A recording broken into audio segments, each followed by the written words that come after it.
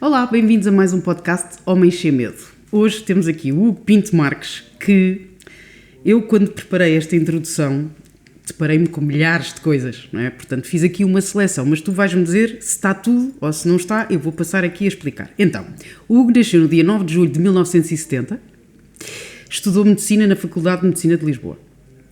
Tem um currículo extenso e distinto na área da medicina e é um cirurgião de renome nos dias de hoje, já tendo recebido 28 prémios e distinções. Se calhar já recebeste mais desde esta altura. Mais. Ninguém está a contar. Não, pronto. Não. Isso não se conta. Então eram 28 nesta altura.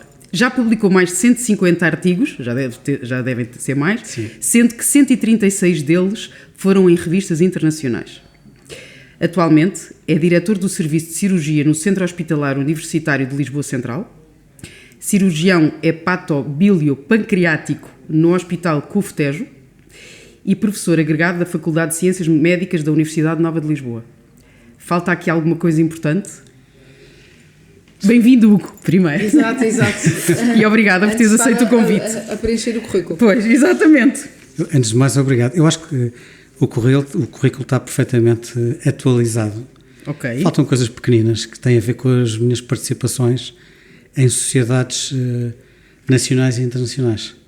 Faço parte da direção da Sociedade de Ciências Médicas de Lisboa, sou secretário-geral de um grupo de cirurgiões hepatobiliares, ou seja, cirurgiões de fígado e das vias biliares e do pâncreas, internacional, que se chama Les Compagnons Hepatobiliaires, e sou membro da direção da Associação Europeia de Cirurgia. Pronto, então... Há mais algumas coisas, mas também não vale a pena estar a explicar tudo. Falharam-nos estas, peço desculpa a quem nos viu e ouve. Mas pronto, então, mas as principais... Sentes-te apresentado. Completamente apresentado. Pronto, então agora vais-te apresentar de outra maneira. Isto é a tua parte profissional, não é? Mas agora queremos conhecer-te a ti enquanto pessoa. O que é para ti ser um homem sem medo? Bem, eu acho que se nós considerarmos, em relação ao contexto daquilo que eu faço, considerar-me um homem sem medo é um exagero. Mas eu acho que, de facto, se nós pensarmos que eu sou um cirurgião que faz transplantes de fígado, por exemplo, a cirurgia complicada do fígado e cirurgias às vezes de grande risco, é verdade que é preciso não ter medo para fazer coisas desse tipo, não é? Mas acho que mais do que não ter medo, o que nós temos que fazer quando fazemos coisas desse tipo é prepararmos muito bem para as pessoas que nós operamos não terem nenhum tipo de chatices. Isso é que é a parte mais importante. Claro que para isso não se pode ter medo de enfrentar situações complicadas e de ajudar as pessoas a ultrapassar situações complicadas. Que é o que nós fazemos. Não eu especificamente, mas eu e o grupo todo, os médicos em geral, sim. E nós, eu tenho a sorte de dirigir um serviço que se especializou em coisas, em tipos de cirurgias muito complicadas e, portanto, acho que nenhum de nós tem muito medo de se meter nestas coisas. O que é que tu dizes a alguém que vais operar para que essa pessoa fique tranquila? Digo só a verdade, exatamente aquilo que as pessoas... A verdade também tem um bocadinho a ver com aquilo que as pessoas têm capacidade para gerir ou não. Mas eu, como médico, isto é um bocadinho à americana, mas tem que ser assim. As pessoas têm que ter noção do risco que correm, têm que ter noção da experiência que nós temos, têm que ter noção exatamente do que é que vão fazer e depois têm que ter noção dos resultados que vão ter. Portanto, estas coisas todas têm que ser explicadas. Claro que, dependendo um bocadinho do nível de instrução das pessoas, tu tens que explicar isto de uma forma às vezes muito mais simples a algumas pessoas e a outras pessoas podes dizer as coisas todas exatamente como elas são, com percentagens muito rigorosas e tudo. As próprias pessoas muitas vezes querem saber isso. Há outras pessoas que preferem não saber nada de especial e aí a única coisa que eu tenho que explicar é: olha, corre um pequeno risco de acontecer isto ou aquilo, ou corre um risco substancial. E depois esta decisão, ao contrário do que acontecia antigamente, que os médicos, no fundo, tomavam para si a decisão de avançar ou não com uma coisa deste tipo, esta decisão tem que ser feita pelas pessoas. Tem que ser as pessoas que vão ser tratadas, que depois decidem o que é que querem fazer. E já te aconteceu achares que uma operação podia não correr tão bem e depois correu espetacularmente bem? Já me aconteceu tanto isso como o contrário. Ou seja, já operámos pessoas assim, coisas complicadíssimas que nós sabíamos que era difícil, ou que podia ser muito difícil, e depois correu espetacularmente bem. E também já aconteceu grandes chatices que depois, em cirurgias que nós não esperávamos, e portanto a nossa vida é esta, nós temos que lidar com estas coisas.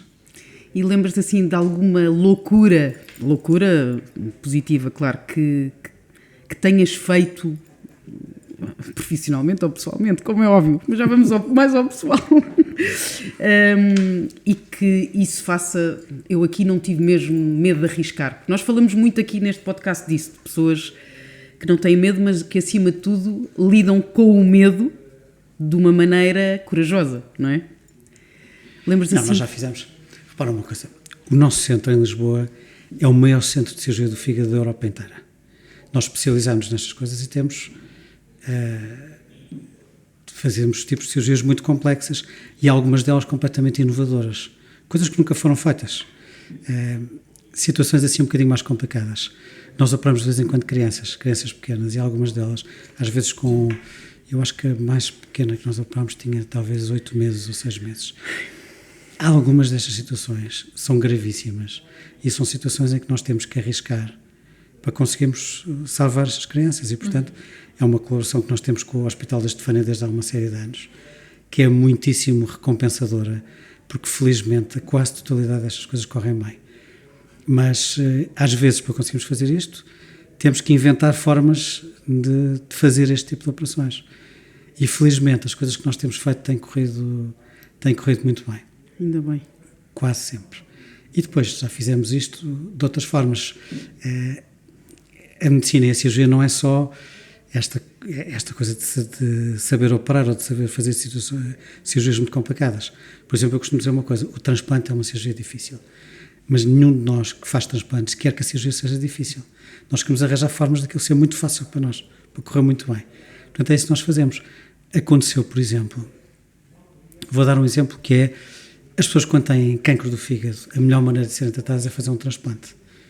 E os critérios para fazer um transplante por cancro do fígado são muito rígidos no mundo inteiro. E nós sempre pensámos que isto era uma... Enfim, que podia haver uma maneira melhor de fazer isto. Nós e outros grupos. E então, eu lembro, isto começou com a minha tese de doutoramento. A minha tese de doutoramento foi sobre isto, e eu lembro-me que fui, na altura, ao Instituto Gulbenkian de Ciência, falar com o meu amigo Zé Pereira Leal, que era o diretor do Instituto de Genómica Computacional. Eu ia falar com ele para pedir uma coisa, que era: nós precisamos de arranjar uma maneira de, através de um estudo que envolvesse os genes deste tipo de tumores e dos doentes, arranjar uma forma de selecionar melhor as pessoas para transplantar, para conseguir tratar mais gente. E isto começou por ser uma coisa pequenina. E quando começámos a fazer o primeiro estudo, tivemos uns resultados ótimos nos doentes que já tínhamos transplantado. E um dia apareceu um doente que não tinha nenhuma hipótese de ser tratado, nenhuma. Não podia ser transplantado por critério nenhum, não havia maneira de lhe dizer que em algum centro no mundo ele podia fazer este transplante. E nós resolvemos testar aqueles estudos todos que nós tínhamos feito, dos nossos genes, da nossa assinatura, etc., neste homem. E percebemos que ele tinha um valor naquele score que nós tínhamos inventado, que era o melhor de todos, dos 100 e tal doentes que tínhamos estudado.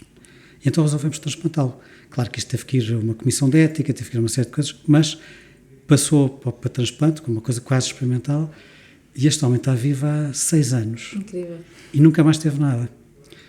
E depois uma coisa gira é que isto passou a ser uma coisa mais do que um pequeno produto que nós inventámos. Os biólogos que estavam, os investigadores básicos que estavam ligados a isto, resolveram criar uma startup. Essa startup ganhou um financiamento do Horizonte 2020, depois concorremos a um Accelerator Fund, onde ganhámos imenso dinheiro, e agora é uma empresa com capital estrangeiro, inclusivamente, que basicamente está a desenvolver este produto, que agora é uma coisa com inteligência artificial, que se tornou uma coisa complicadíssima, mas que acho que vai provavelmente pôr-nos no mapa fora de Portugal, e já está a desenvolver outros produtos também. Isto começou com esta tentativa de perceber porque é que se podíamos ajudar mais doentes. Espetacular. E acabou assim. Acabou não, porque isto ainda vai provavelmente está continuar. Está só a começar, no Exatamente. fundo. E é incrível essa capacidade de o arriscar, não é? Porque no fundo o que vocês fizeram foi uma tomada de posição de risco para alguém que à partida, se calhar a probabilidade era Zero. E custar, não é? Custar Era no zero. sentido, Pois. não vamos mexer. E como é que é a partir sempre daí que nasce coisas boas? E a minha pergunta é um bocadinho assim, que a primeira observação, e eu acho mesmo para quem te está a ouvir, é a falta de percepção. Eu acho que nós, e eu gostava de voltar a referir, que o Hugo voltasse a referir isto, que é, nós temos o maior centro de cirurgia da Europa inteira, não é? Eu acho que há muito falta Cirurgia do fígado. Fígado. A cirurgia do fígado e das vias biliares, o centro. Quer dizer, é uma coisa em que a maior parte das pessoas Não se sabe, não se sei, calhar. não Ou sei seja, se tem. dentro Eu não do- sabia. Pois. É verdade. Nós temos um dos centros hospitalares que nós temos em Lisboa é o Centro Hospitalar Universitário de Lisboa Central, que é composto de vários hospitais, entre os quais o Hospital Corri Cabral, onde está localizado este centro. E o centro tem um nome, que é o Centro Hepatobiliopancreático e de Transplantação. É um centro de referência, ou seja, recebe doentes de todo lado.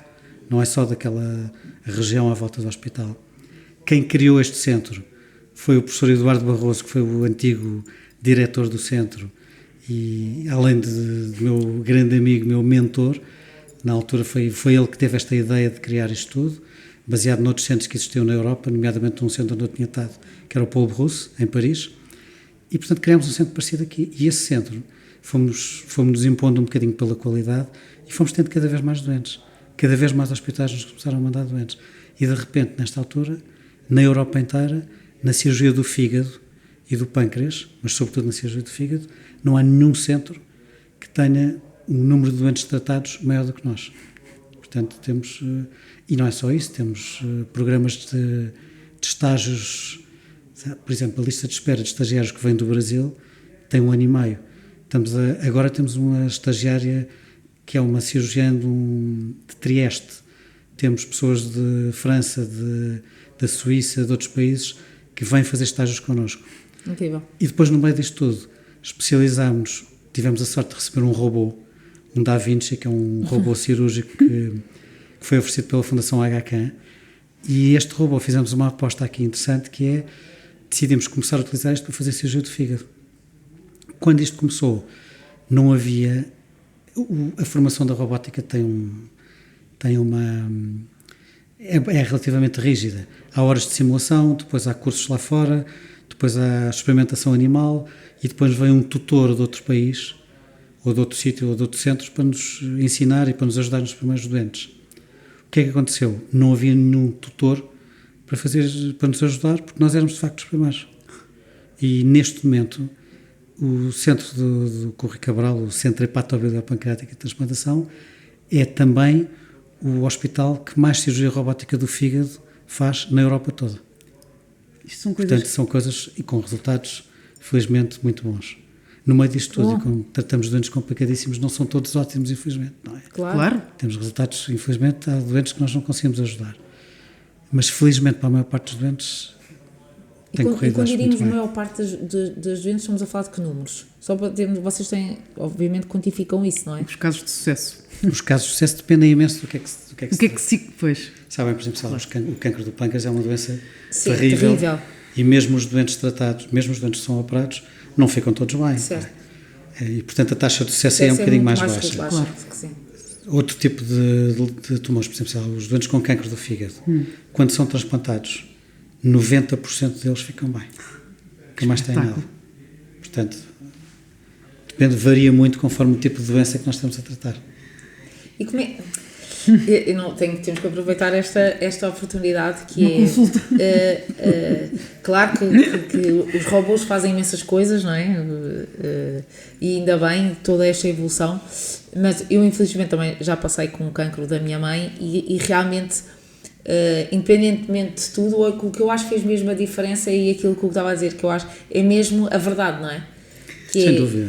Lidar com a verdade, mas ao mesmo tempo, diariamente, a lidar com estas dores destas pessoas,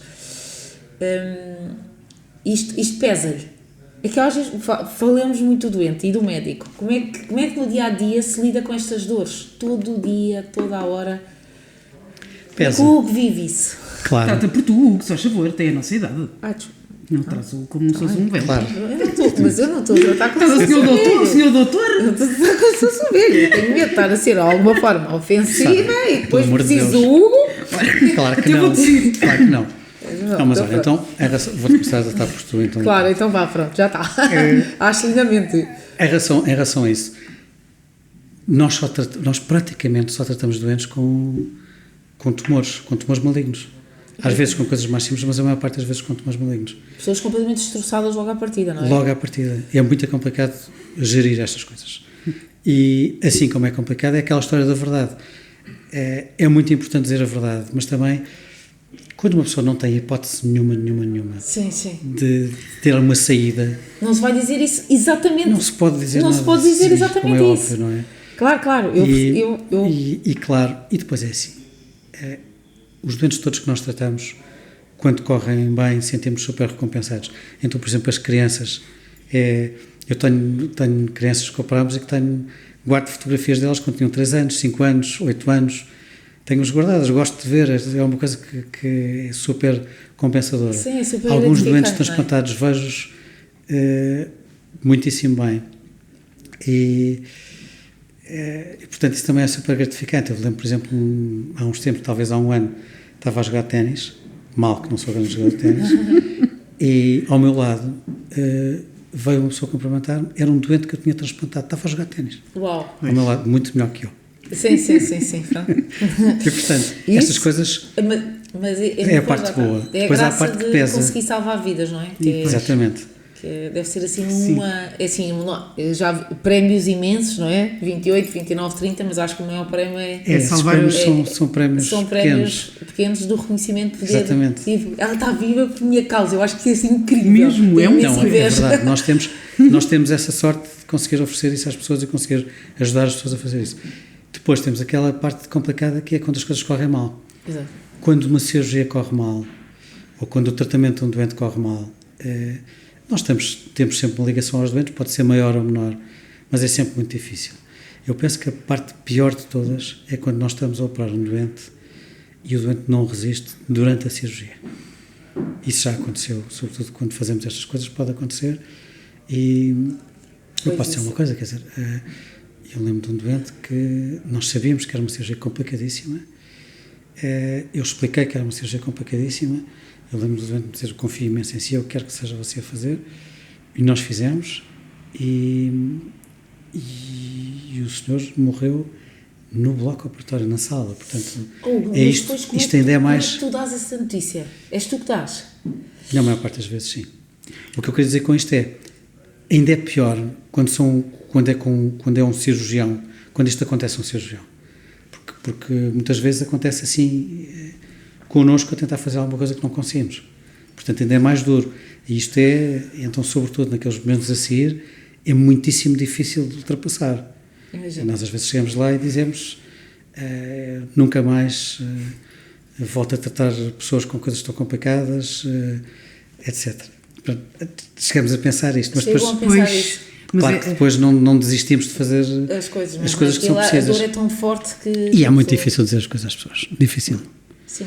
Difícil. Até porque, mesmo antes da operação, eu lembro perfeitamente disso, que não se pode... Na altura, foi uma opção que tomámos, que é não dizer mesmo a verdade toda, deixar só ali são um bocadinho mais de esperança, não é? Porque às vezes a energia, a vontade com que a pessoa vai, de que aquilo vai correr bem, é vital, não é?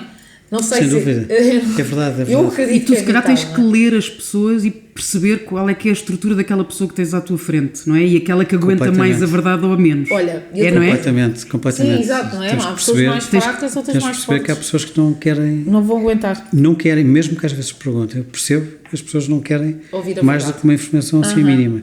Pois. Isso é difícil de perceber às vezes. Pois é, e tu tens que tentar ter essa percepção, não é? Porque se calhar estás a dar informações a uma pessoa que não vai aguentar essa informação. Claro, nós temos que fazer isso. Sim. Não é? Sim, claramente. Em tudo, mas aqui ainda mais. É engraçado as perguntas que a Sara te está a fazer, porque eu já conheço o Hugo há uns anos, não é? E quando o conheci... Vagamente. E acho que quando o conheci fizeste as perguntas assim, tipo de enxurrada. Não, tem que ser, mas eu acho que é o que as pessoas também querem por isso é que eu achei que o Hugo era um excelente convidado, porque acho que há aqui muitas curiosidades de pessoas como eu, como a Sara, ou de qualquer pessoa que nos esteja a ver e a ouvir. Não, e eu posso-vos dizer que o médico que operou a minha mãe na altura e que nos confrontou, que de facto era um tumor, no intestino. Nós éramos um pai e 4 irmãs, a minha família é meio disfuncional, mas na prática 4 irmãs, e ele chamou-me, eu nunca me esqueci isto, foi uma coisa altamente marcante, que me chamou e diz, eu estou-te a dizer a ti que tu és a mais forte. E eu, então pronto, diga já, e pronto, e agora tu é que vais dizer, e eu... Pronto, eu acho esta sensibilidade, e de facto acho que tenho o perfil mais forte, e essa sensibilidade que ele teve foi incrível, que eu depois geri uma a uma, e ao pai então não geri, optei por fazer a coisa de outra maneira, e pronto, vou-lhe estar eternamente grato. Se ele tivesse chegado ali ao quarto e tivesse dito, não tinha corrido bem, se calhar. Então, pois, e tu deves ter este tipo de coisas que a Sara está a dizer. Tenho isto diariamente, não é? Nas consultas, explicar as coisas às pessoas, saber a quem é que se explica, isso é importantíssimo. E é incrível essas competências todas que vocês têm que ter, não é? É que eu acho que, sabes o que é? Fala-se hoje em dia muito, os médicos sempre foram ensinados no fundo a decorar as coisas, a amarrar a antiga e saber tudo. E hoje em dia fala-se muito no tipo de coisas que são aquelas competências não técnicas, ou seja, eu acho que para ser bom médico uma pessoa tem que ser, é um bocadinho também inteligência emocional. E acima de tudo um bom ser humano. Uma pessoa tem que ser um bom ser humano, uma pessoa tem que gostar de falar com as pessoas, Exatamente. Uma pessoa tem que gostar de conversar, tem que saber conversar de coisas que não têm nada a ver com aquilo, gostar de estar com pessoas e gostar de conversar com elas. E tem que ter essa competência.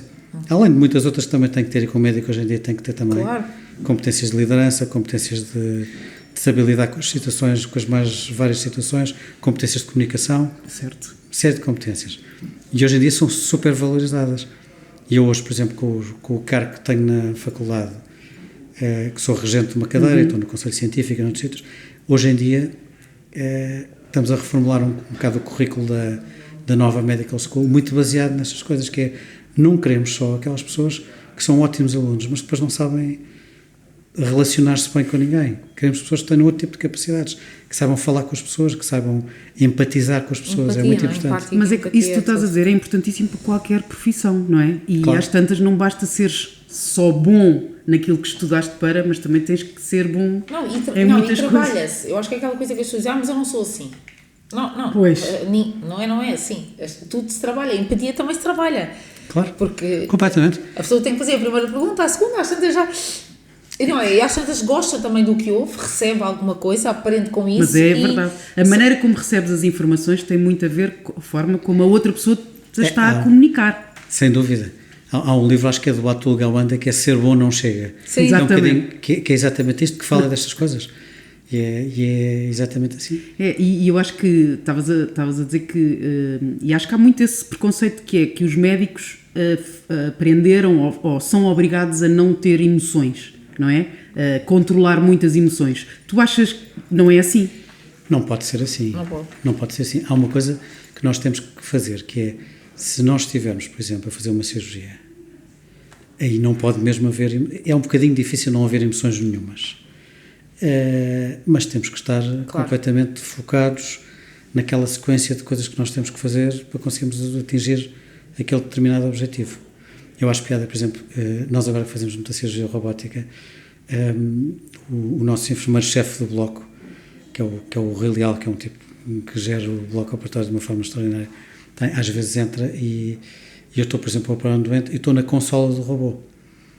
E ele uma vez vira-se para alguém e disse, agora não se pode falar com ele que está nos comandos do porta-aviões. Estamos completamente ali fechados naquilo e às vezes não conseguimos perceber nada do que é que se passa lá fora.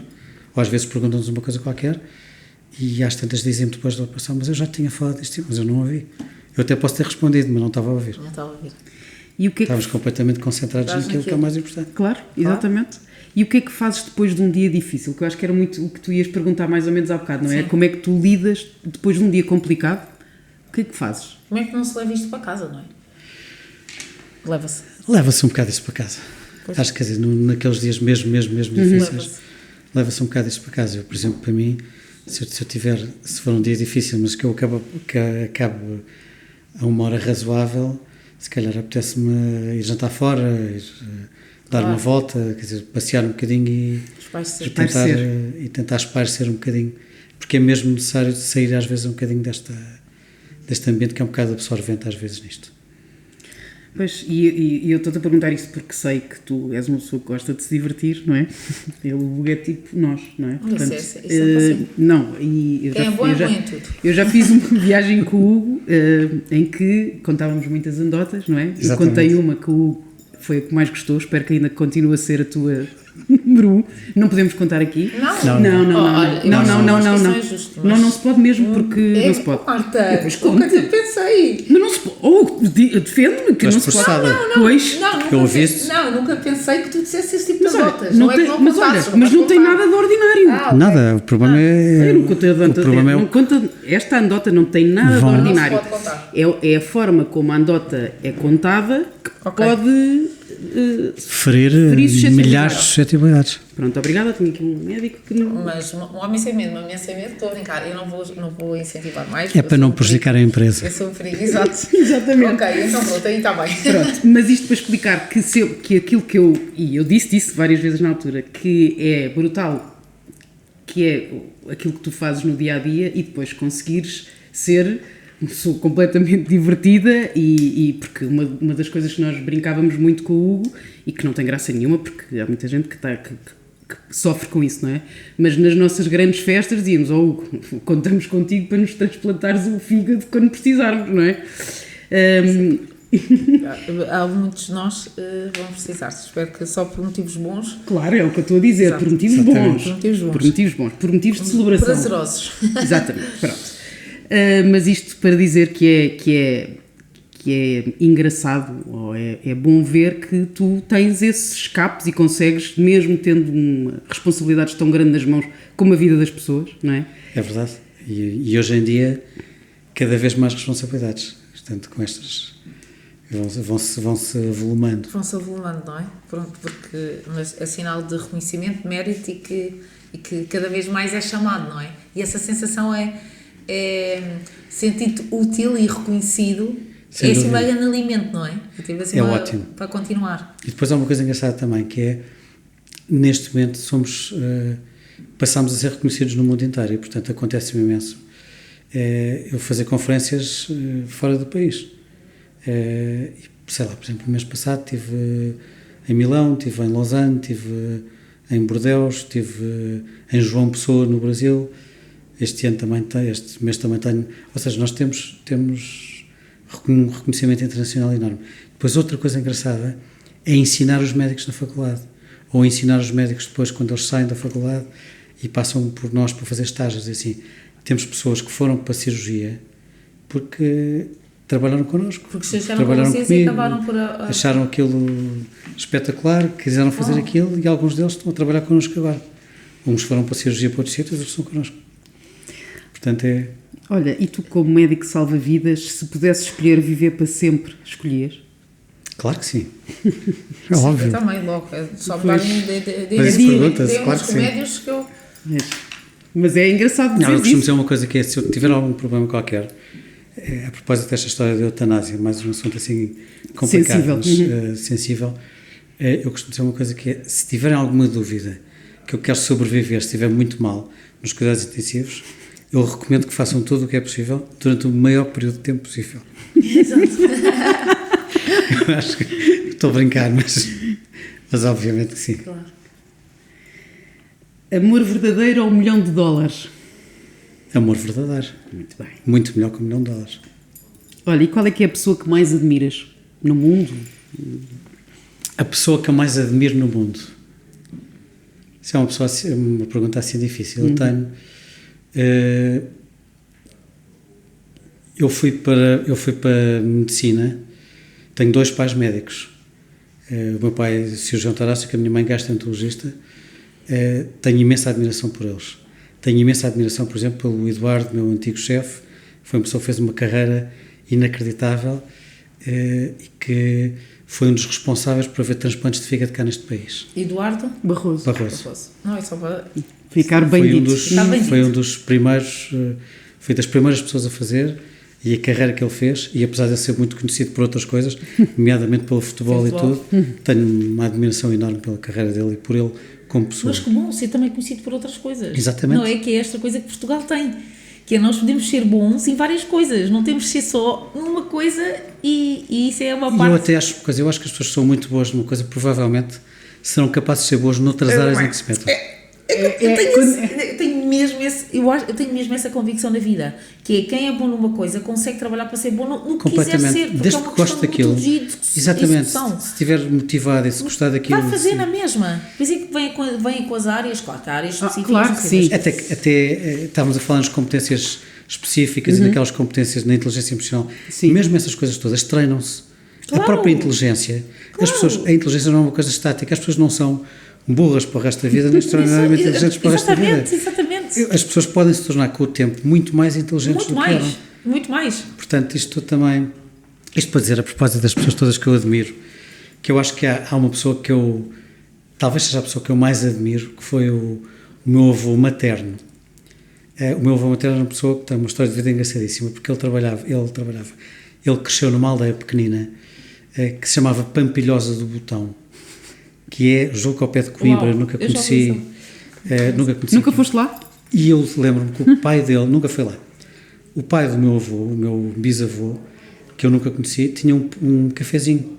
E o meu avô estava destinado a tomar conta daquele café, porque era aquilo que o meu bisavô queria, basicamente.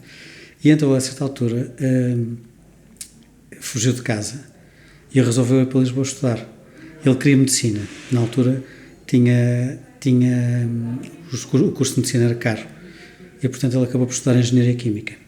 Estudou Engenharia Química, pagou o curso dele com o dinheiro que ganhava nas explicações que dava. Portanto, e depois, obviamente, pronto, à medida que a carreira do meu avô foi evoluindo, ele acabou por conhecer a minha avó, casarem-se, etc. E, portanto, mas o que eu achei engraçado foi, ele começou assim, depois tornou-se engenheiro químico, e depois tornou-se um investigador e um cientista. Trabalhou em Siracusa, nos Estados Unidos, trabalhou na Sorbonne, publicou mais de 200 artigos. Uau. E tinha um gosto por aquilo que fazia incrível. E eu lembro-me de quando cresci a pensar, eu quero ser médico, mas também gostava de ser cientista. Eu acho que agora posso dizer isso, sou um bocadinho das duas coisas. Sou médico, sou cirurgião, gosto imenso da parte clínica daquilo que nós fazemos, tenho a sorte de conseguir ensinar as pessoas e depois acho que sou um bocado de cientista. Temos patentes, desenvolvi patentes, obviamente não é sozinho, com outras pessoas, mas criámos patentes nestas coisas da inteligência artificial e da genética, etc. Temos mais patentes a caminho, tenho carradas de artigos publicados. Sim, isso é que é não sozinho. Quer dizer, há bocado aquilo que falávamos, não é? Sim, isto porque é que isto acontece? Portanto, eu acho que o meu avô talvez tenha sido, meu avô, todas as influências ótimas que eu tive, talvez aquela pessoa que eu admiro mais. E eu acho que é uma coisa engraçada no meio desta coisa toda da investigação. Porquê é que nós fazemos isto tudo?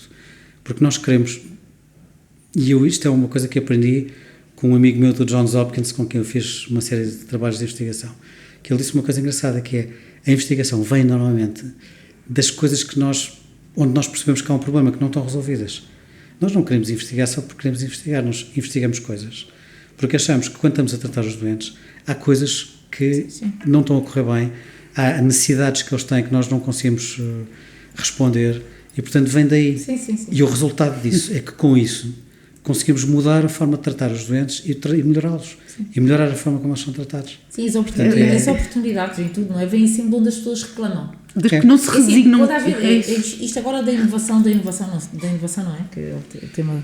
O tema da inovação está muito na moda. Das empresas, não é? Porque empresas têm que inovar, quase são obrigadas a inovar, calma. O básico sempre funcionou, não temos que mudar tudo, mas no fundo, quando se faz esse raciocínio, é isso, não é? Eu acho que isso é incrível que estás a dizer, porque as oportunidades surgem onde as pessoas reclamam, é só estar atentos, não é? Eu acho que há duas coisas. Eu acho que é exatamente isso, ou seja, a inovação, todas estas coisas, vêm por um lado dos problemas e de resolver problemas e das reclamações e disso tudo. E depois, por outro lado, a nossa aprendizagem, toda a gente diz que as pessoas aprendem com os erros. As pessoas aprendem com os erros, mas eu acho que as pessoas aprendem muito mais com os sucessos.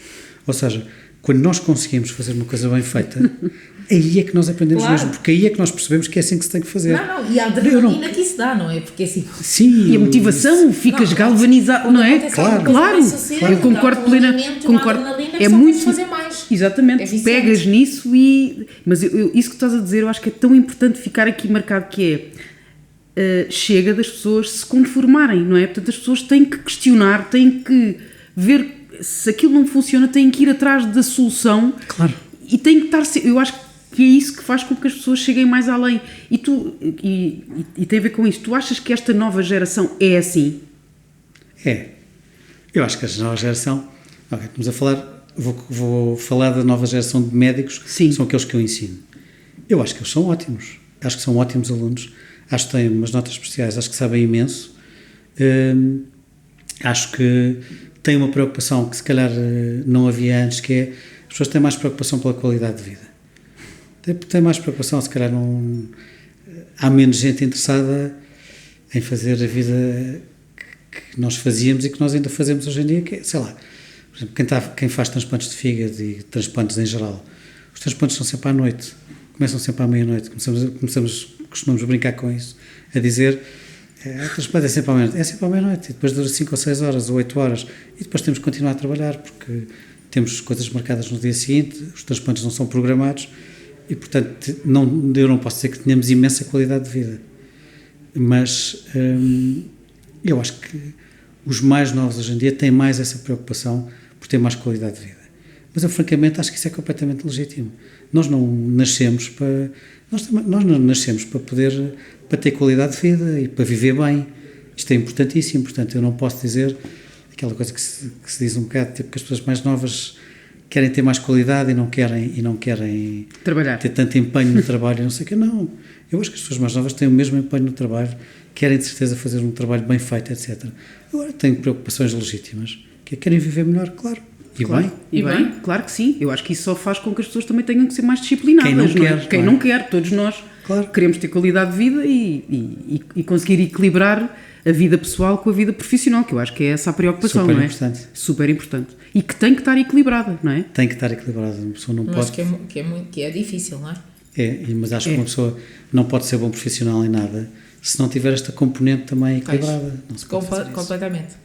É, E pelo menos, ou então mesmo que não tenhas equilibrada, sentiste bem com o facto de não teres equilibrado, não é? Porque eu acho que às vezes é mais importante estás bem tu resolvido, aceitares não é? que às Sim. vezes até há um período na tua vida que é aquilo e que é aquilo, mas aceitares e teres essa conversa feita contigo própria, não é? Que eu acho que há pessoas que falam muito pouco com elas próprias a dizer, bem, vamos lá estipular isto, não é? Vamos lá fazer aqui um ponto de entendimento para depois isto correr melhor.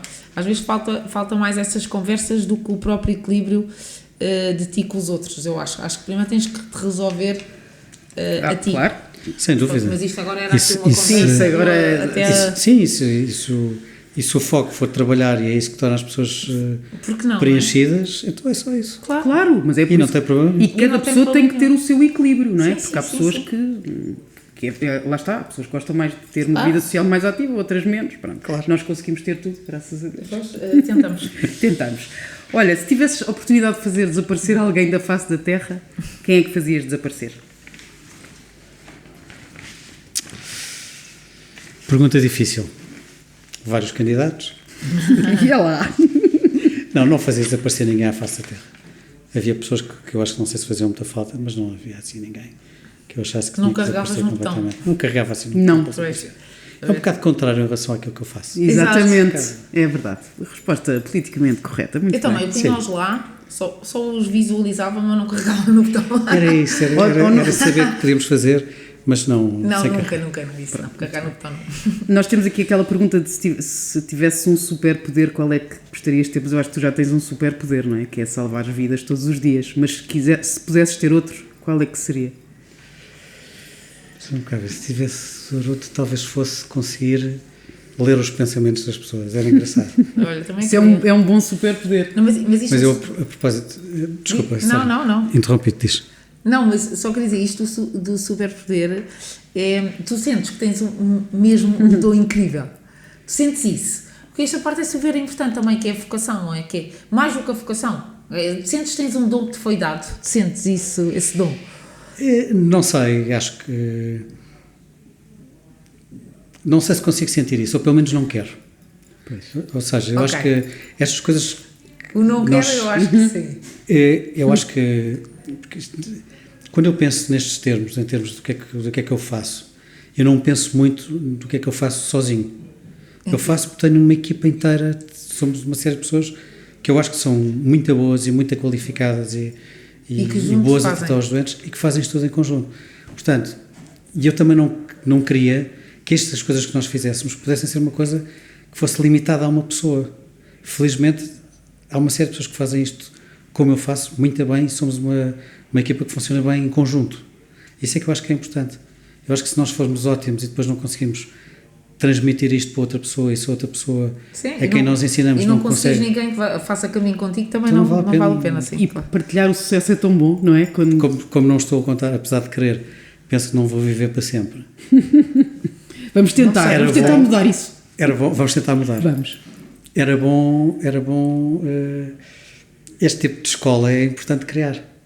Não, mas o que eu acho que é incrível na tua vida é isso, que é, tu salvas vidas e tens hipótese de conseguir salvar vidas, mas também consegues fazer no teu dia a dia um processo de sucessão para os outros continuarem a salvar vidas, não é? Muito importante, incrível. Fundamental. Isso é incrível. Fundamental isso no ensino dos alunos, dos outros cirurgiões, dos mais novos. Os mais novos vão acabar por ouvir esta conversa e eles sabem que são um bocado apertados. Isto não é para fracos. Não é para fracos. Não é. Mas é importante, é super importante eles também terem isto para depois... É mesmo muito importante. E às vezes nós temos medo de ser exigentes com as pessoas, não é? Que no teu caso ensinar, ou as pessoas que trabalham connosco, mas eu acho que é assim que nós temos a certeza que deixamos uma marca, que deixamos pessoas que depois podem fazer a mesma coisa que nós fazemos, não é? Claro. É o legado. É. E acho que, pronto, isso é uma característica positiva e não negativa. Mas tu és um professor exigente, voltando aí? Vê-se logo. Relativamente exigente. Acho que temos que ser exigentes.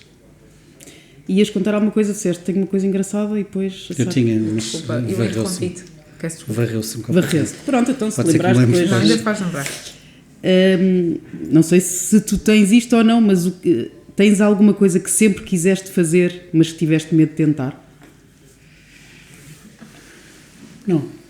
Que eu sempre quis fazer e que tive medo de tentar. Sim. Não, há várias coisas que eu sempre quis fazer e que quando tiver a oportunidade faço. Gostava de ficar um mês a fazer tipo uma missão humanitária. Não tenho tempo, nem hipótese, nem vida nenhuma para isso. Gostava de ir ao Nepal e ao Tibete e ficar lá um mês. Gostava de fazer uma série de coisas desse tipo. Ter medo de fazer, por exemplo, sei lá, saltar de paraquedas. Não é uma questão de ter medo de fazer, não me apetece. Não acho que isso contribua imenso para a minha felicidade. Talvez tenha, não é medo, é receio. Estou a brincar, mas não é uma coisa que me interessa minimamente. Ou seja, não sei se há coisas que eu queira fazer, mas que tenha medo de fazer. Eu acho que as coisas que eu quero fazer, se não as fiz já, vou acabar por fazer, com certeza. Tens alguma superstição ou alguma coisa que faças antes, por exemplo, de entrares numa cirurgia? Não. Tinha algumas coisas ritual que fazia que deixei de fazer. Por exemplo, gostava de me sentar numa cirurgia a ouvir aquele tema inicial do Love Boat. Punha-me bem disposto. Sim, achava. Punha-me super bem disposto quando estávamos a começar a operar. Hoje em dia já não faço tanto isso, de vez em quando só. Mas uma superstição. Cada vez que eu digo alguma coisa que não quero que aconteça, bato na madeira 3 vezes. Ok. Isso eu faço. Não tenho assim nenhuma superstição assim pior que esta. Há coisas que eu acho que quando não quero que aconteçam não falo nelas. Só isso. O poder da verbalização. Exatamente. É melhor. Não existe, não é? Quando não se verbaliza... É aquela história da lei de Murphy, ela acontece, pode estar sempre... É o Law of Attraction, que há um documentário sobre isso, é o poder da atração, mas exatamente, não vale a pena, não se fala nisso e em princípio não acontece. Olha, para quem é que tens sempre tempo? Tenho sempre tempo para a minha família e tenho sempre tempo para as pessoas que eu trato também. E tenho sempre tempo para os amigos, mas menos. Talvez para os amigos tenha um bocadinho menos tempo. Eu acho que os meus amigos queixam-se um bocado de eu não ter tempo. Aliás, queixam-se, não acho, tenho Exato, certeza. exato. Queixam-se hoje em dia, porque eu cada vez tenho menos tempo. A minha filha Madalena estava a jantar comigo um destes dias e contou a quantidade de telefonemas que eu tinha recebido nesse dia, eram mais de 100. Portanto, sim, às vezes tenho pouco tempo. Os meus doentes têm todos o meu telefone. Portanto, sempre que quiserem falar comigo, e os que não têm, posso dizer agora, estou a brincar. Exato.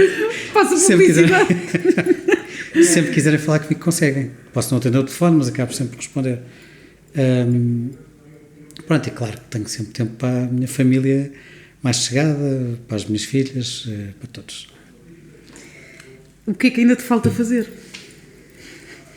Falta-me fazer imensa coisa, tenho imensa coisa que gostava de fazer ainda.